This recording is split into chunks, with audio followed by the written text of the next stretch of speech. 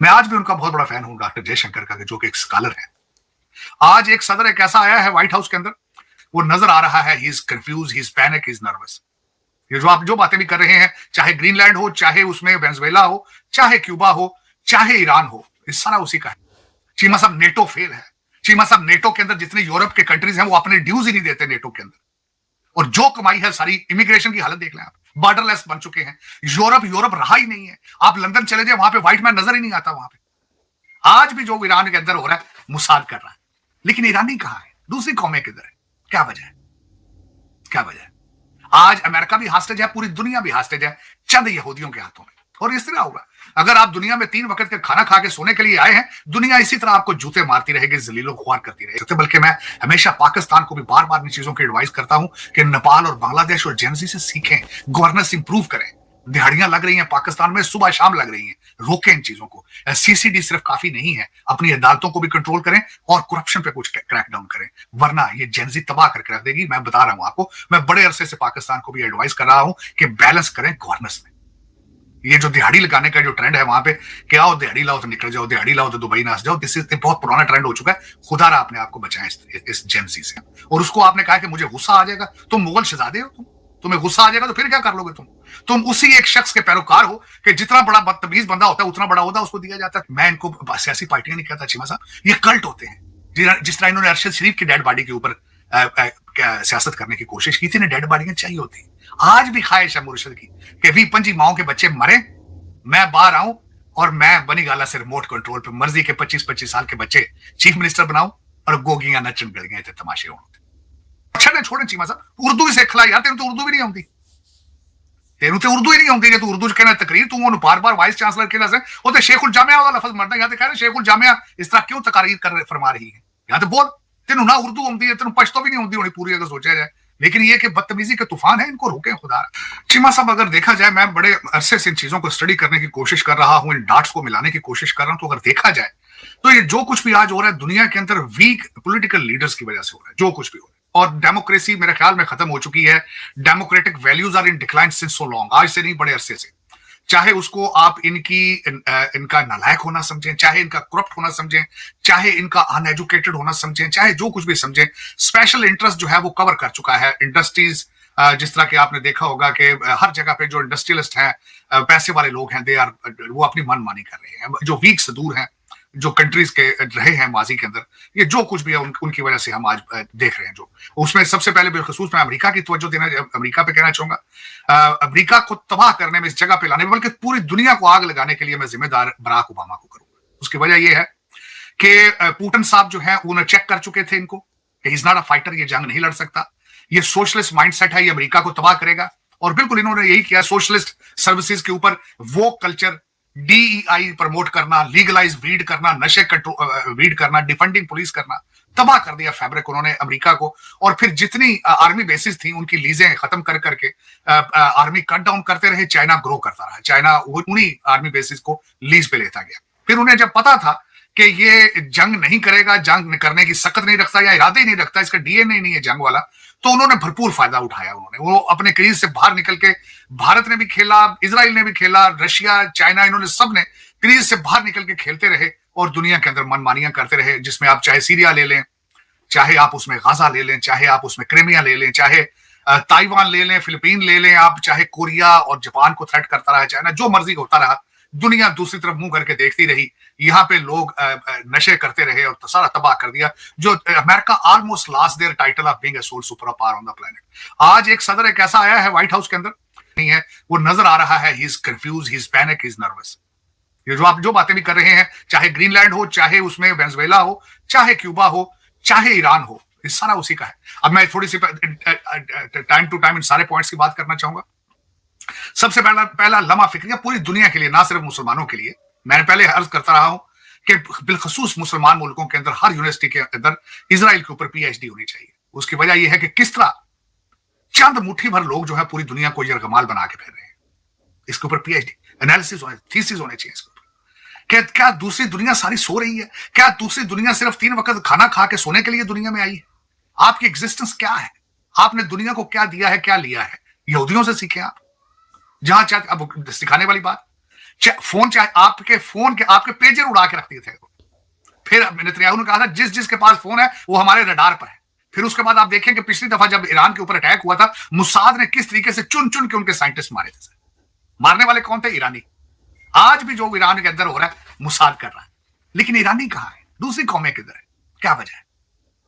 क्या वजह है? आज अमेरिका भी हास्टेज है, पूरी दुनिया भी हास्टेज है चंद यहूदियों के हाथों में। और इस तरह होगा अगर आप दुनिया में 3 वक्त का खाना खा के सोने के लिए आए हैं, दुनिया इसी तरह आपको जूते मारती रहेगी, जलीलो ख्वार करती रहेगी, और हो रही है दुनिया। एक तो ये मैंने ईरान के बारे में बात की, क्योंकि आज देखें, और दूसरा उसमें ये भी बात अर्ज करना चाहूंगा कि करंट रजीम जो है उसको वहां पे ईरान के अंदर इस वक्त वो काफी अरसे से है, और जो चेंज है ह्यूमन बिहेवियर का हिस्सा है। लोग बेजार हैं, मिडिल क्लास, मैं जो पढ़ रहा हूं मिडिल क्लास खत्म हो चुकी है वहां पे, और होगी, क्योंकि एम्बार्गो सैंक्शंस बहुत अरसे से हैं, बड़ी लंबी छोड़ी उनके खिलाफ। तो दुनिया बेजार है। दूसरा, इंटरनेट बंद करने से, वो कहते हैं ना कि आंखें बंद करने से बिल्ली नहीं चली जाती ना, बिल्ली तो वहीं रहेगी। आज इंटरनेट को बंद किया है, जेनजी किस तरह सो जाएगी? जेनजी नहीं सोती। वो आज उस बच्ची का जो वीडियो है, वो जिसमें उसने सिगरेट से जलाई है, तस्वीर से सिगरेट लगा के फेंका है, वो दुनिया देख रही है आज। You cannot keep them under the, इस तरह आप दबा के नहीं रख सकते। बल्कि मैं हमेशा पाकिस्तान को भी बार बार इन चीजों की एडवाइस करता हूं कि नेपाल और बांग्लादेश और जेनजी से सीखें, गवर्नेंस इंप्रूव करें।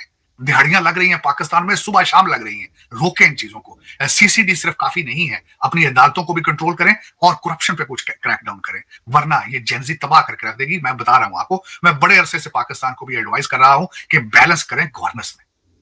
ये जो दिहाड़ी लगाने का जो ट्रेंड है वहां पे, कि आओ दिहाड़ी लाओ तो निकल जाओ, दिहाड़ी लाओ तो दुबई नाच जाओ, दिस इज बहुत पुराना ट्रेंड हो चुका है। खुदा रहा अपने आप को बचाएं इस जेनजी से, ये सोशल मीडिया से। आपके खिलाफ 5th जनरेशन वार हो रही है, 5th जनरेशन वार, और बाहर से हो रही है। आपको पता है कहां कहां से हो रही है, कहां कहां से वो ऑपरेट हो रहे हैं। वो आपके दुश्मनों की प्रॉक्सीज है सारे। ये आप खुदा रहा इन चीजों को सीरियस लें। ये जो आप 25-25 साल के बच्चे आप जो बना के सीएम जो है, बेबी सीएम बल्कि मैं उनको कहूंगा, जिन्होंने अगले दिन एक वाइस चांसलर को कोई धजियां उड़ाई हैं, बल्कि मैंने रिक्वेस्ट की थी शायद आपके चैनल पे, चीमा साहब, उन डॉक्टर साहबा को चाहिए था रिजाइन कर देती, क्योंकि जब वो कायदे आज़म यूनिवर्सिटी में पढ़ाती थी, करंट सीएम उस वक्त 6ठी जमात में था, और he has a BA in economics and she has a PhD in biochemical, and she has done the work in Spain and America at the same time. और उसको आपने कहा कि मुझे गुस्सा आ जाएगा, तुम मुगल शहजादे हो, तुम्हें गुस्सा आ जाएगा तो फिर क्या कर लोगे? तुम उसी एक शख्स के पैरोकार हो कि जितना बड़ा बदतमीज बंदा होता है उतना बड़ा ओहदा उसको दिया जाता है। तुम यही साबित करना चाहते हो कि तुम्हें गुस्सा आ जाएगा, और तुम्हारी माँ जितनी उम्र की एक खातून है और उसको बार बार तुम कह रहे हो कि मुझे गुस्सा आ जाएगा। अगर वो डॉक्टर साहबा को चाहिए, और मैं गारंटी करता हूं चीमा साहब, डॉक्टर साहबा फ्रॉम यूनिवर्सिटी ऑफ पेशावर आज रिजाइन करें, घंटे के अंदर अंदर उनको जॉब मिल जाएगी इन यूके और जर्मनी कहीं बाहर। आप बचाए कि उनके आप शुक्रगुजार हो कि वो इतनी बड़ी बड़ी डिग्रियां होने के बावजूद वो पाकिस्तान में पेशावर जैसे शहर में बच्चों को पढ़ा रही हैं। आप उनको कहते हैं कि मुझे गुस्सा आ जाएगा तुमने अगर तीसरी दफा इंग्लिश में तकरीर की। और छड़े छोड़े चीमा साहब, उर्दू ही सीख ला यार, तेन तो उर्दू भी नहीं आती, तेन तो उर्दू ही नहीं आती, तू उर्दू कहना तकरीर, तू वो बार बार वाइस चांसलर के लफ्ज वो तो शेखुल जामिया वाला लफ्ज मरता है। यहाँ कह रहे शेखुल जामिया इस तरह क्यों तकारीर कर फरमा रही है? यहाँ तो बोल, तेन ना उर्दू आती है, तेन पश्तो भी नहीं आती होनी पूरी, अगर सोचा जाए। लेकिन ये कि बदतमीजी के तूफान है, इनको रोके खुदा। लेकिन चीमा साहब आगे चलते हैं। वेनेजुएला, चीमा साहब वेनेजुएला बैकयार्ड, अमेरिका का बैकयार्ड है साउथ अमेरिका। 19 ममालिक हैं, 12 के अंदर एंटी अमेरिका गवर्नमेंट्स हैं। किनकी मदद से आ रही है? यहाँ पे रशिया और चाइना की मदद से आ रही है। तेल वेनेजुएला का निकल के कहां जा रहा है? रशिया, चाइना और ईरान जा रहा है। यहाँ पे जितनी रिफाइनरियां हैं चीमा साहब, वो बनाई गई थी सिर्फ वेनेजुएला का तेल रिफाइन करने के लिए, हैवी क्रूड ऑयल। और आज से 25 साल पहले वो सारा तेल यहीं पे आ रहा था। आज कहां जा रहा है? वो अमेरिका के दुश्मनों के पास जा रहा है। क्यों जा रहा है? बराक ओबामा जैसे सदर थे यहाँ पे। चीमा साहब अर्ज करना चाहूंगा कि यहाँ पे हमारे बैकयार्ड में मानरो डॉक्ट्रिन के नीचे, चीमा साहब पेरू के अंदर चाइना ने डीप सी पोर्ट बनाई है। पेंटागन के जर्नल बाबा बाइडन जो स्टेज पे पेशाब कर देते थे, उनको समझाते रहे वो कि ये चाइना यहाँ पे आएगा, ट्रेड नहीं करेगा, सर्वेलेंस नहीं करेगा हमारे ऊपर, लेकिन वो सोया है। वो कहता दम मारो दम, यहाँ पे वीड पियो। तो चीमा साहब दर हकीकत अब उसको बैलेंस किसने करना है? आप मुझे ये बताएं, सवाल ये है, उसको बैलेंस कौन करेगा? चीमा साहब नेटो फेल है। चीमा साहब नेटो के अंदर जितने यूरोप के कंट्रीज हैं वो अपने ड्यूज ही नहीं देते नेटो के अंदर, और जो कमाई है सारी, इमिग्रेशन की हालत देख लें आप, बॉर्डरलेस बन चुके हैं। यूरोप रहा ही नहीं है। आप लंदन चले जाए, वहां पे व्हाइट मैन नजर ही नहीं आता, वहां पे नजर ही नहीं आ रहा। वो एक इस्लामिस्तान बनाने के चक्कर में पड़े हैं। देखें इनकी हालतें, देखें चीमा साहब, कैन दे सर्वाइव? क्योंकि वो बात हक की कर रहा है, बात सच की कर रहा है वो। This is not how the society को। 24 मिलियन लोगों को यहां बुला के इन्वेजन कराई बराक ओबामा ने इस कंट्री के अंदर। 24 मिलियन लोग चीमा साहब, आप अंदाजा लगा ले, can you survive? 24 million illegal criminal बुलाए अमेरिका के अंदर। फिर पूछते हैं कि डोनाल्ड ट्रंप क्या कर रहा है? अब मिनीसोटा कोशिश की है डेमोक्रेट पार्टी ने उस डेड बॉडी के ऊपर सियासत करने की। बिग फ्लॉयड उनको मिल गया था, जो कि नशे में था, जो ड्रग डीलर था, उसको उठा के इन्होंने ब्लैक लाइव मैटर और अंतीफा की मदद से व्हाइट हाउस पे अटैक किए थे चीमा साहब इन्होंने। आज भी करने की ट्राई कर रहे हैं, आज भी कर रहे हैं।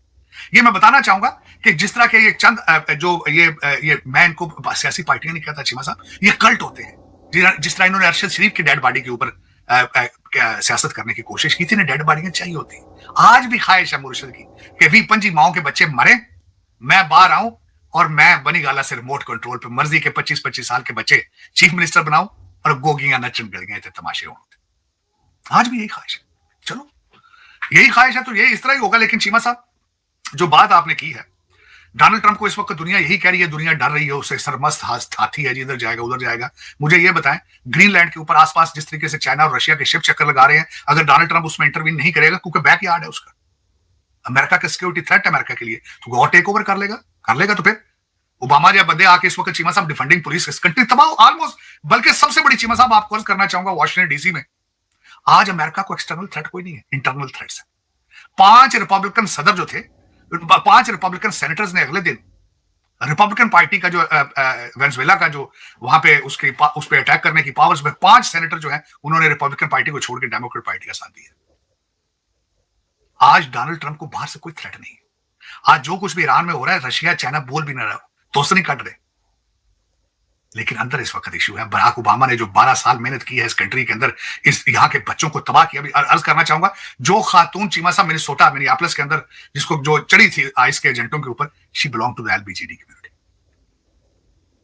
चीमा साहब 66, मैं अगले दिन बल्कि रिसर्च कर रहा था, मैं किसी जगह एक इंटरव्यू में बैठा था सिर्फ इस टॉपिक पे कि America is withdrawing from 66 organisations, United Nations के अंडर कई जो आती हैं, 66 ऑर्गेनाइजेशन से America has pulled themselves out. मैंने जब उसमें पढ़ा चीमा साहब, रीजंस पड़ी जब कि किस तरीके से बराक ओबामा एलबीजीटी कम्युनिटी को सूडान में प्रमोट करता रहा है, चीमा साहब किस तरीके से यूएस एड को इस्तेमाल किया गया एलबीजीटी को प्रमोट करने के लिए पेरू और दूसरे ममालिक के अंदर, साउथ अमेरिका के अंदर। कहते शर्म हमको मगर नहीं आती, किस तरीके से टैक्स पेयर्स का पैसा, 3 लफ्ज उस पर बॉटम में मैं जो पढ़ रहा था उसके बारे में 3 थे, abuse, corruption, miss handling of tax payers में 66। और फिर उसके बाद क्या करता रहा, he is a very smart man, is very smart, Harvard graduate है, और तो कीनिया है चीमा साहब, कीनिया ते नाइजीरिया ते तो उतो बह के दुनिया फारग पे कर देने, बैंकरप्ट पे कर देने, करप्शन नाल जो स्कैम कर देने उते scammers they, it's a paradise for the scammers. और ये भैया स्कैमर इतने हार्वर्ड से आके करदा कि रहे चीमा साहब, इस बंदे ने यूएस एड के झंडे के नीचे, अमेरिका के ऐसे ईपीए एनवायरमेंट प्रोटेक्शन इनके नीचे आके चीमा साहब वहां एक्टिविस्ट भर्ती कर लेते थे, 500 हजार बच्चा, और वो फिर यहाँ पे वॉशिंगटन डीसी के अंदर अपना वो दमादम मस्त के अंदर वो कल्चर, डीईआई और एलबीजीटी, ये 3 प्रायोरिटीज थी उसके टेस्ट पीरियड। मैं आज भी उनका बहुत बड़ा फैन हूं, डॉक्टर जयशंकर का, जो कि एक स्कॉलर है।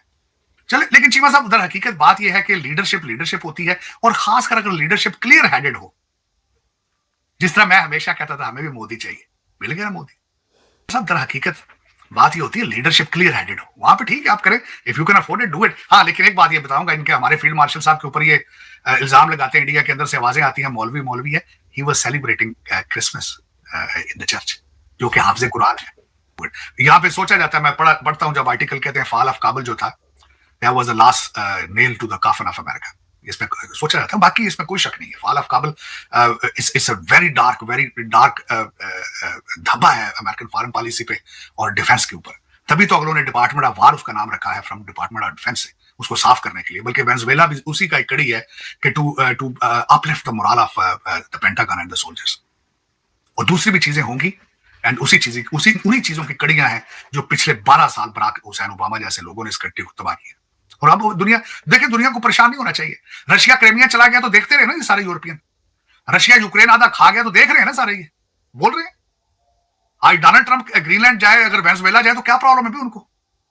और दूसरा ये बताना चाहूंगा इनको, ये जो सारे इस वक्त जो सर पकड़ के फिर रहे हैं वेनेजुएला चीमा साहब, 1950s में वेनेजुएला का GDP was the number 4 in the world, और किसी को पता ही नहीं है चीमा साहब, पिछले 5 सालों के अंदर $5 बिलियन निकोलस मैडुरो ने सोना स्विस बैंकों में जाकर रखा है। और आपको पता है यहां से तेल रशिया लेके जाते थे टैंकर, तो वापस क्या आता था, गन्स आती थी चीमा साहब उसमें। लेकिन देखिए अमेरिका सर्वाइव कर पाएगा कि नहीं, अगर डोनाल्ड ट्रंप साहब के बाद अगर कोई बैलेंस गवर्नमेंट आए, that will mean that America will survive, otherwise the game is over, game will be in the hands of China. No question about it, China will rule. मैं बल्कि यहाँ American के साथ जब बैठता हूँ तो उन्हें यही कहता हूँ कि Chinese they don't have any religion and emotionless people, get ready to be govern by them. दोस्तों जैसे कि आपने तारर साहब को सुना, तारर साहब जो कि भाई साहब फरमा रहे थे कि वेनेजुएला और जो ग्रीनलैंड है ना वो तो भाई साहब ट्रंप का ही है। ट्रंप का ही तो हिस्सा है, मतलब कि वो अमेरिका का तो हिस्सा है। ट्रंप तो बस मतलब कि खाना पूर्ति कर रहा है और मतलब कि बस थोड़ी फौजें भेज के वहाँ पे और उसके बाद वो थोड़ा सा बातचीत करके मिलाना चाह रहा है। तो भाई साहब ये उसका कहने का मतलब है, मतलब कि ग्रीनलैंड तो भाई साहब डेनमार्क डायनेस्टी का, मतलब कि डेनिश डायनेस्टी का हिस्सा है। तो भाई साहब मतलब कि ट्रंप कैसे क्लेम कर सकता है? वेनेजुएला तो मतलब कि वेनेजुएला पे तुमने कर लिया, छोटा सा मुल्क है, ठीक है भाई साहब। डेनमार्क पर कैसे करोगे? मतलब वो तो इतना छोटा भी नहीं है, ठीक है भाई। डेनमार्क का तो भाई इतना बड़ा हिस्सा है भाई, पूरा आइस से ढका हुआ है, और मतलब कि वहाँ पे कैसा थ्रेट आ सकता है अमेरिका को? ट्रंप कह रहा है कि मतलब कि वहाँ पे चाइनीज शिप्स और रशियन शिप्स मंडरा रही हैं और अमेरिका की सिक्योरिटी को खतरा है, ठीक है। कल को वो कहेगा कि भाई साहब वेस्ट में जो है रशियन शिप्स हैं और इंडियन शिप्स हैं और क्या बोल चाइनीज शिप्स आ रही हैं, तो हम वेस्ट को भी कब्जा लेते हैं पूरा का पूरा। तो मतलब ये जो विस्तारवादी जो मानसिकता है ना, ये कभी ख़त्म नहीं होती। जैसे लालच होती है ना, लालच मतलब कि थोड़ा थोड़ा मिलता जाए, थोड़ा पैसा मिले, फिर थोड़ा मिले, फिर थोड़ा मिले और मिलता जाए मिलता जाए, तो लालच ख़त्म नहीं होती कभी भी। विस्तारवादी सोच जो है ना, मतलब कि वो पूरी दुनिया के लिए मतलब कि एक मानसिकता है, बीमारी है। मतलब कि ये विस्तारवादी सोच दिमाग से निकलती नहीं है, ठीक है भाई साहब। कल को अब वेनेजुएला पे कब्जा करके उसके बाद फिर भाई ग्रीनलैंड पे कब्जा करके उसके बाद भाई क्या रुक जाएगा? उसके बाद फिर वो उसकी नज़र और ज़्यादा खुलेगी और भी ज़्यादा आगे बढ़ेगा। अभी जो वेनेजुएला में जो कार्ड खेला है ना ट्रंप ने, वो तो एक जुआ था। बस वो चेक करना चाह रहे थे कि भाई साहब पूरी दुनिया रिएक्ट कैसे करती है, ठीक है भाई साहब। उसने रिएक्शन देख लिया पूरी दुनिया का कि भाई साहब कोई कुछ नहीं कह रहा, अब हम बढ़ सकते हैं आगे। अब क्योंकि भाई अमेरिका तो सुपर पावर है ना, ठीक है भाई साहब। छोटे मोटे मुल्क को भाई, लेकिन एक बात बताता हूँ भाई, ट्रंप जो सोच रहा है ना भाई साहब, छोटे मुल्कों पे कर लिया तो भाई साहब कोई रिएक्शन नहीं आया। वो तो रिएक्शन तो आना ही नहीं था भाई साहब, कोई किसी के पड्डे में क्यों टांग अड़ाएगा बताओ? एक बात है ना कि मतलब कि कोई किसी के पड्डे में टांग नहीं अड़ाता। लेकिन भाई जब बड़े मुल्कों की बात आ जाती है ना, जब बड़े मुल्क होते हैं भाई, उनके साथ भाई साहब और भी ज़्यादा देश आ जाते हैं, ठीक है। जैसे वर्ल्ड वॉर के टाइम पे हुआ था। तो भाई साहब ये जो ट्रंप सोच रहा है ना कि भाई साहब हम छोटे मुल्कों को उसके बाद भाई बड़े मुल्कों को भी कब्जा लेंगे, तो भाई ये सोच नहीं काम आएगी भाई साहब। करना क्या है यार तुम्हें भाई साहब? इतने मतलब कि विस्तारवादी सोचते भाई, इतनी ज़मीन तो है अमेरिका के पास, यूनाइटेड स्टेट्स है भाई साहब पूरा का पूरा, फिर भी पता नहीं विस्तारवादी सोच का समझ नहीं आता वैसे क्या होगा, ठीक है। जिसे चाहे मन मर्जी भाई साहब ट्रंप उठा के ले जाता है भाई साहब अपने महल में, वाइट हाउस में। तो भाई साहब मतलब कि ये चीज़ नहीं चलती भाई साहब, पूरी दुनिया में वर्ल्ड ऑर्डर बदल चुका है भाई साहब, ठीक है भाई साहब। पुराने ज़माने के लोग नहीं रहे, सबके पास हाई टेक्नोलॉजी है, सब कुछ है, ठीक है भाई साहब। अमेरिका जो खित्ते का चौधरी बनने की सोच रहा है ना भाई साहब, वो भूल जाए तो सही है, ठीक है भाई साहब। एक्सक्यूज़ क्या दे रहा है कि भाई साहब मतलब कि जो भारत है ना, मतलब कि भाई रशियन ऑयल खरीद रहा है भाई साहब, भारी मात्रा में रशियन ऑयल खरीद रहा है, इसलिए हम 500% टैरिफ भारत के ऊपर लगा रहे हैं, ठीक है। ठीक है भाई, तुमने 500% टैरिफ लगाने के बाद धमकी दे रहे हो, अभी लगाया नहीं है खैर, अभी तो धमकी दी जा रही है, मतलब पहले 50% लगाया था, फिर 200%, अब उसके बाद 500% लगाने की बात हो रही है। भाई साहब धमकी देने से क्या हो जाएगा? तुम लगा भी दोगे तो क्या हो जाएगा भाई साहब? क्या भारत मतलब कि रशियन ऑयल जहाँ से हमें सस्ता चीज़ मिल रही है, वहाँ से हम कैसे मतलब कि कह सकते हैं कि भाई साहब हम नहीं खरीदेंगे? भाई साहब जो रशियन ऑयल जो भारत इंपोर्ट करवा रहा है उसको भारतीय भारतीय रिफाइनरीज में रिफाइन किया जा रहा है, उसके बाद जो ऑयल प्रोडक्ट्स निकाले जा रहे हैं ना उसकी, मतलब कि पेट्रोलियम वगैरह और डीजल वगैरह होता है ना, जो भी चीज़ें निकाली जाती हैं, ठीक है, बहुत सारी गैसेस निकाली जाती हैं, जो वो ऑयल प्रोडक्ट्स हैं ना भाई साहब, अमेरिका भी खरीद रहा है और वेस्ट भी खरीद रहा है भारत से। तो वो फ्यूलिंग ऑफ वॉर नहीं है? वो क्या बोलते हैं, ट्रम्प तो यही कहता है ना कि भाई साहब भारत तो फ्यूलिंग ऑफ वॉर कर रहा है, ठीक है भाई साहब। तो जो भारत से तुम ऑयल प्रोडक्ट खरीद रहे हो रशिया के, तो वो फ्यूलिंग ऑफ वॉर नहीं है, तुम्हारे कहने का मतलब यही है। तो भारत से लेना बंद कर दो ना भाई साहब। क्या बोलते हैं, यूरोप भी जो भारत से भी ले रहा है, उसके बाद रशिया से भी इंपोर्ट करवा रहा है भाई साहब एनर्जी खपत अपनी, तो भाई साहब वो भी बंद कर दो ना। अमेरिका खुद भाई साहब डायरेक्टली रशिया से मतलब कि अपना जो न्यूक्लियर सेक्टर के लिए एनर्जी ले रहा है भाई साहब, एनर्जी प्रोडक्ट्स ले रहा है, तो भाई वो भी बंद कर देना अमेरिका फिर, ठीक है भाई। फिर तो बिल्कुल ही आमने सामने की हो जाएगी ना फिर तो, मतलब ये तो भाई डबल स्टैंडर्ड्स है पूरे वेस्ट के भाई साहब। मतलब हम चीज़ें भी रशिया की इस्तेमाल करेंगे, उसके बाद भाई गाली भारत को देंगे भाई साहब। क्यों भाई दोगे तुम? भारत तो किसी के कैंप में नहीं है, और तुम क्या सोच रहे हो कि प्रेशर डाल के इतना इतना क्या बोलते हैं 500% प्रेशर डाल के, मतलब कि 500% टाइप का प्रेशर डाल के भारत के ऊपर, तो भारत तुम्हारे कैंप में आ जाएगा? भारत बेटा किसी के कैंप में कभी गया ही नहीं है ज़िंदगी में। पूरी लाइफ में भारत किसी के कैंप में कभी गया नहीं है। मज़े सबसे लिए हैं भाई साहब, हर किसी के मज़े मतलब कि लिए हैं भारत ने। और जो अमेरिका कहता है ना कि भाई भारत ने भी हमें बहुत ज़्यादा फूल बनाया है, ठीक है, बस बनाया है, जो करना है कर ले भाई, बनाया है, बिल्कुल बनाएंगे हम तो। इंटरेस्ट बेस्ड दुनिया है भाई साहब, कुछ आप दें तो कुछ आप लें, बस ये वाली तो तो क्या बोलते हैं, ऐसी तो दुनिया चलती है। और तुम कह रहे हो कि भाई साहब हमें पुल बना दिया, ये बना दिया, तुमने कितना पुल बनाया लोगों को भाई साहब? जो तुम अफगानिस्तान में घुस गए थे, मतलब कि भाई साहब इतने लोग फिर मतलब मारे गए, उससे क्या था? वो क्या, वो तो बहुत महान काम किया था आपने, ठीक है भाई साहब, बहुत ही ज़्यादा महान काम किया था, ठीक है भाई। भारत तो कभी इन्वेट नहीं करा किसी के देश में, कभी इन्वेट नहीं करा भारत ने। भारत की तो मानसिकता ही नहीं है। लेकिन तुम्हारी मानसिकता है ना विस्तारवादी मानसिकता, तो भाई साहब वो कभी काम नहीं आएगी तुमको, ठीक है भाई। वैसे ही रहना पड़ेगा जैसे वर्ल्ड ऑर्डर चलता है, ठीक है भाई। और यूएन, मुझे तो ये समझ नहीं आता यूएन क्या कर रहा है भाई साहब? यूएन सत्तू पी के सोया पड़ा है, आराम से सोया पड़ा है, उसको जगाना नहीं बिल्कुल भी भाई, मतलब कि बिल्कुल मत जगाना। इससे पता चलता है कि अमेरिका का कितना इन्फ्लुएंस है यूएन के अंदर भाई। यूएन का एक बयान नहीं आता यार। यूएन भाई साहब कह ही नहीं सकता, मतलब कि वेनेजुएला के प्रेसिडेंट को उठा के ले गए भाई साहब, ये अनसंवैधानिक है, कुछ बयान नहीं आता भाई यूएन की तरफ से भाई साहब। यूएन मतलब कि करना क्या चाहता है भाई?